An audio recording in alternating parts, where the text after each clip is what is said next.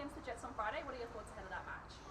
Yeah, look, obviously Newcastle, one of the form teams of the comp at the moment. I think they're unbeaten in 4 or 5 and playing some really good football. But then, so are we at the moment. We're playing some good football as well, and had some positive performances in the last 3 weeks. Away to Sydney, away to Wellington, took a point. So, I feel like we're building, and I feel like it's coming together. And the guys have trained on really well, so I expect a positive performance on Friday.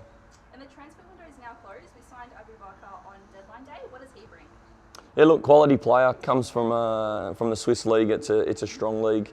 I've got some good connections there, and from all accounts, a really good, not only a really good footballer, but a good character. The difficult part is obviously he hasn't played too much in the last month or so we just need to be careful with him when he first comes in. But he'll be a great addition for us, and he brings something different for sure. He's quick, he can link up the play, he can get in beyond. So we've got high expectations for him.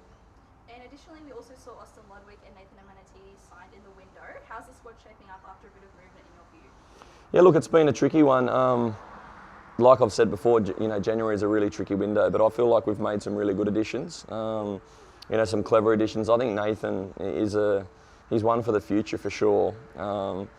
But even in the space of 3 and 4 weeks, he's come on in leaps and bounds. His fitness has really improved. He wasn't playing much there at Sydney, and he's really thriving in our environment. So, I've got high hopes that he can make a big impact over the back half of the season.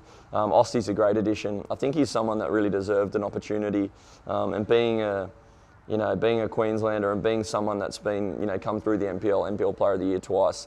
I just feel like he deserves his opportunity. I feel like he's the right age now with enough experience, and also his leadership qualities.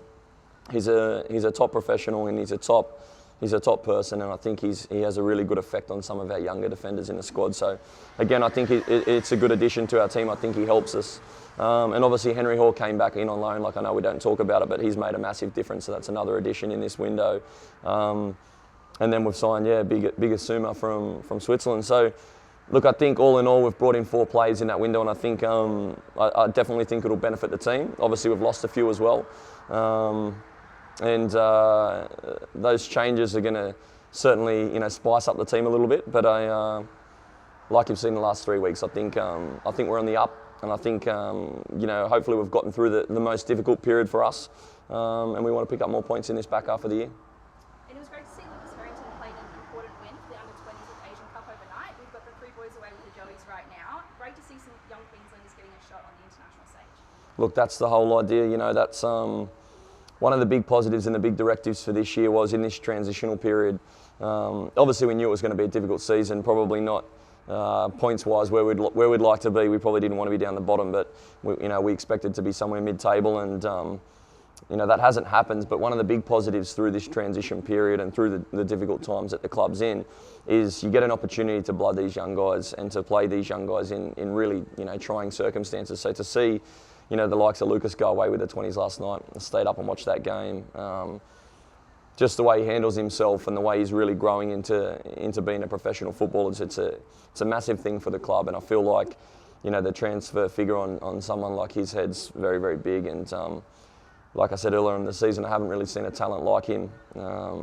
So fantastic. And then you got the 3 young boys away with the Joeys.